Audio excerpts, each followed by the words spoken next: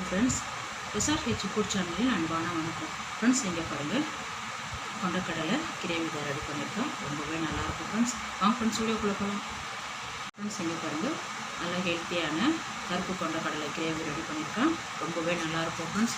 நல்லா சுட சுட ஆப்பம் வச்சுக்கிட்டு பூரி சப்பாத்திக்கு ரொம்பவே நல்லாயிருக்கும் ஃப்ரெண்ட்ஸ். இங்கே பாருங்கள், ஒயிட் ரைஸுக்கும் நல்லாயிருக்கும். இங்கே பாருங்கள் எவ்வளோ திக்காக இருக்கும் பாருங்கள்.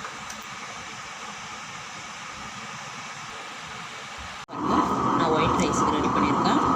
சன்னா கிரேவி ஊற்றி சாப்பிட்றதுக்கு ஒயிட் ரைஸுக்கு ரொம்ப நல்லாயிருக்கும். இங்கே பாருங்கள், சைட் டிஷ் ஆப்பில் வச்சுருக்கேன்.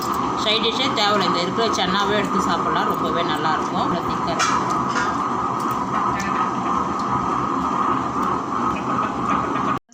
கருப்பு கொண்டக்கடலை 8 மணி நேரமாக ஊற வச்சுருக்கேன். கடலை முழுகிற அளவுக்கு தண்ணி வச்சுக்கிட்டால் போதும். இந்த கடலைக்கு தகுந்த மாதிரி கல் உப்பு 8 மணி நேரம் ஊற வச்சு வாஷ் பண்ணிவிட்டு குக்கரில் அப்படியே சேர்த்துருக்கேன் பாருங்கள். ஒரு பிரியாணியில் குக்கரை அப்படியே மூடிடலாம். நல்லா ஒரு 5 விசில் வரட்டும். பாத்திரம் வச்சுருக்கேன். 1 டீஸ்பூன் தனியா, 1/2 டீஸ்பூன், 1/2 டீஸ்பூன் சேர்த்துருக்கேன். மிளகு 1 டீஸ்பூன், ஜீரகம் 1 டீஸ்பூன். இது நல்லா வறுத்துடலாம். இங்கே பாருங்கள், சோம்பு ஒரு 1/2 டீஸ்பூன், கசகசம் 1 டீஸ்பூன்,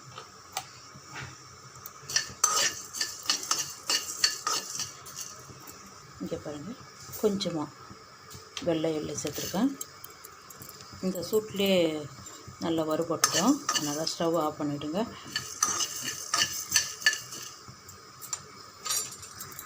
இங்கே பாருங்கள், நல்லா வறுத்தாச்சு. சூடு ஆறிடுது. ஜாரில் சேர்த்துடலாம். எல்லாமே சேர்த்தாச்சு. ஒரு காஞ்ச மிளகாய், 2 ஏலக்காய் நல்லா நைஸாக பொடிச்சிடலாம் ஃப்ரெண்ட்ஸ். இங்கே பாருங்கள், நல்லா அரைச்சிருக்கேன் பாருங்கள். இதை பாத்திரத்துக்கு மாற்றிடலாம். இங்கே பாருங்கள், 2 தக்காளி கட் பண்ணியிருக்கேன். நம்ம பொடி பண்ணோம் இல்லையா, அதே மிக்ஸி ஜாரில் சேர்த்துருக்கேன். இங்கே பாருங்கள், கடலை நல்லா வெந்திருக்கு.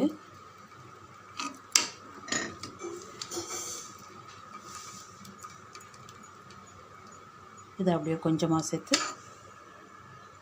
இங்கே பாருங்கள், தக்காளி அரைக்கிறோம் இல்லையா, அதில் அப்படியே கொஞ்சமாக, இங்கே பாருங்கள், இதை நல்லா நைஸாக அரைச்சிடலாம். இங்கே பாருங்கள், நல்லா நைஸாக அரைச்சிட்டேன். இங்கே பாருங்கள், ஒரு குழம்பு கரண்டி அளவுக்கு எண்ணெய் விட்டுருக்கேன். கடுகு உளுத்தம்பருப்பு 1/4 டீஸ்பூன், சோம்பு 1/2 டீஸ்பூன், ஜீரகம் 1/4 டீஸ்பூன். நல்லா பொரியட்டும். கொஞ்சமாக பெருங்காயப்பொடி, 2 பச்சை மிளகாய், 2 வெங்காயம்,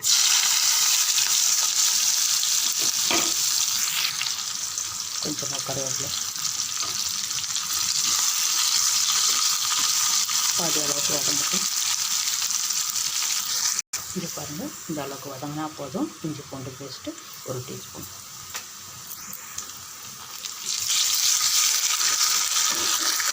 மஞ்சத்தூள் 1/2 டீஸ்பூன், காஞ்ச மிளகாய் தூள் 2 டீஸ்பூன், மிளகு சேர்த்துருக்கோம். காரம் பார்த்துக்குங்க.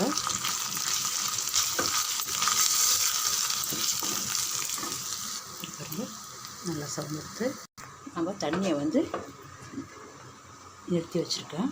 இந்த சன்னாவை அப்படியே வதக்கி இருக்கிற மசாலா கூட சேர்த்துருங்க. எல்லாம் கடலையும் சேர்த்துட்டாங்க.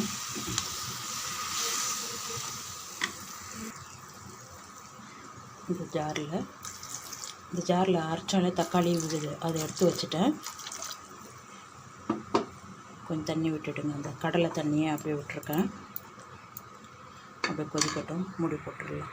இங்கே பாருங்கள், கடலைக்கு மட்டும்தான் உப்பு சேர்த்துருக்கோம். இந்த கிரேவிக்கு கல் உப்பு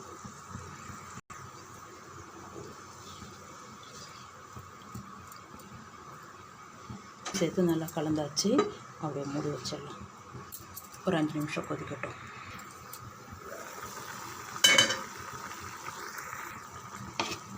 பாருங்கள் அரைச்சிருக்கிற தக்காளி,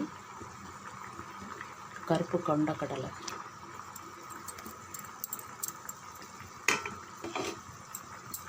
அப்படியே நல்லா கலந்து விடுங்க.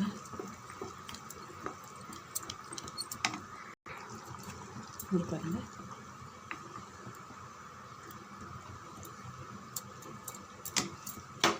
இந்த டைமில் நம்ம பொடி பண்ண பொடியை அப்படியே சேர்த்துருங்க.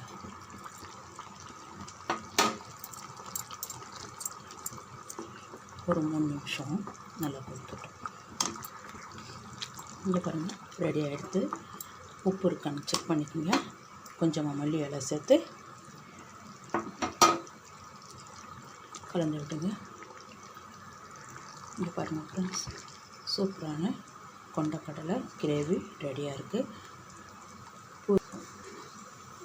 இங்கே பாருங்கள், ஒரு சப்பாத்திக்கெல்லாம் ரொம்ப சூப்பராக இருக்கும். ஒயிட் ரைஸுக்கும் நல்லாயிருக்கும். இங்கே பாருங்கள், ஒரே மாதிரி உருளைக்கிழங்கு ரெடி பண்ணாமல் இந்த மாதிரி சன்னா ரெடி பண்ணால் ரொம்ப நல்லாயிருக்கும் ஃப்ரெண்ட்ஸ். இங்கே பாருங்கள், வாங்க ஃப்ரெண்ட்ஸ் சாப்பிட போகலாம். சூடு ஆறிடுச்சுன்னா நல்லா திக்காக இருக்கும். இங்கே பாருங்கள், நல்லா கமகமன்னு மணமாக இருக்குது ஃப்ரெண்ட்ஸ். இங்கே பாருங்கள், கருப்பு கொண்டக்கடலை வச்சு சூப்பரான ஒரு கிரேவி ரெடி பண்ணியிருக்கேன். ரொம்பவே நல்லாயிருக்கும் ஃப்ரெண்ட்ஸ். இங்கே பாருங்கள், ரவை உப்புமா தான் ரெடி பண்ணியிருக்கேன். ரொம்பவே நல்லாயிருக்கும் ஃப்ரெண்ட்ஸ். சட்னி வச்சு தொட்டு சாப்பிட்டா ரொம்ப நல்லாயிருக்கும் ஃப்ரெண்ட்ஸ். இங்கே பாருங்கள் எவ்வளோ உதிரியாக இருக்குது பாருங்கள். கட்டி தட்டாமலே இருக்குது பாருங்கள். இது மாதிரி ரெடி பண்ணால் நல்லாயிருக்கும். இங்கே பாருங்கள், ரவை தான் எடுத்துருக்கேன். வெள்ளைட்டு டபுள் ரோஸ்டட் ரவை. நம்ம வறுக்க வேண்டியதில்லை, ஆல்ரெடி வறுத்து இருக்குது. இங்கே பாருங்கள், இந்த அளவுக்கு எடுத்துருக்கேன். இந்த அளவு முக்கியம்.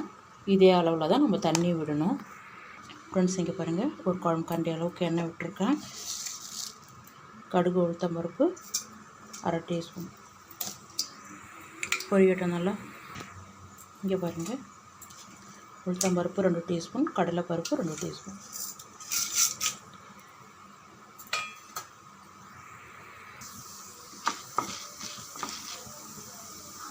நல்லா செவந்துடுது. இங்கே பாருங்கள், வெங்காயம் 2 வெங்காயம், பச்சை மிளகாய், கருவேப்பிலை எல்லாமே அப்படியே ஒன்றா சேர்த்தாச்சு. பாதி அளவுக்கு வெங்காயம் வதங்கினா போதும். இங்கே பாருங்கள், இந்த அளவுக்கு நல்லா வதங்கினா போதும். தண்ணி 1 டம்ளர், இந்த கப்பில் தான் எடுத்தேன். 2 டம்ளர் தண்ணி. இங்கே பாருங்கள், இந்த உப்புமாவுக்கு தகுந்த கல் உப்பு. நான் கலர் சேர்க்கலை, அப்படியே நேரடியாக ஒயிட்லேயே இருக்கும். உங்கள் கலர் வேணுன்னா மஞ்சள் பொடி நம்ம தாளிக்கும் போதே சேர்த்துக்கலாம். தண்ணி நல்லா கொதிக்கட்டும், மூடி வைக்கலாம்.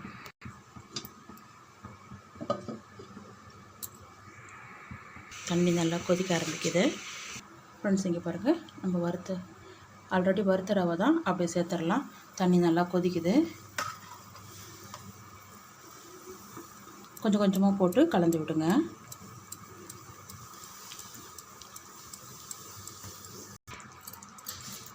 இங்கே பாருங்கள், நல்லா கலந்து விடுங்க. தீயை வந்து சிம்மில் வச்சுடுங்க. கொதிக்கும்போது மேலெல்லாம் தெறிக்க ஆரம்பிச்சிடும். ரெடி ஆகிடுது. கொஞ்சமாக மல்லி இலை,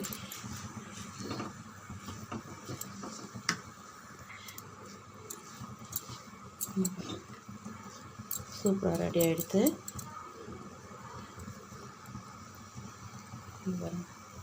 வாங்க ஃப்ரெண்ட்ஸ் சாப்பிட போகலாம். 1 டம்ளர் ரவைக்கு 2 டம்ளர் தண்ணி விட்டால் கரெக்டாக இருக்குது. ஸ்டவ் ஆஃப் பண்ணிவிடுங்க. 1 நிமிஷம் மட்டும் அப்படியே மூடி வைங்க. இங்கே பாருங்கள், சூப்பராக உதிரியாக சூப்பராக ரெடி ஆகிடுது. இங்கே பாருங்கள், வாங்க ஃப்ரெண்ட்ஸ் சாப்பிட போகலாம். ஃப்ரெண்ட்ஸ் இங்கே பாருங்கள், ரவை உப்புமா தான் ரெடி பண்ணியிருக்கேன். ரொம்பவே நல்லாயிருக்கும் ஃப்ரெண்ட்ஸ். சீக்கிரமாக ஒரு 7-8 நிமிஷத்துலேயே நம்ம ரெடி பண்ணிடலாம். இந்த வீடியோ பிடிச்சிருந்தா லைக் பண்ணுங்கள், ஷேர் பண்ணுங்கள், கமெண்ட் பண்ணுங்கள், மறக்காம நம்ம சேனல் சப்ஸ்கிரைப் பண்ணுங்கள். அப்படியே பக்கத்தில் இருக்க பெல் ஐகானை கிளிக் பண்ணுங்கள். Thank you friends.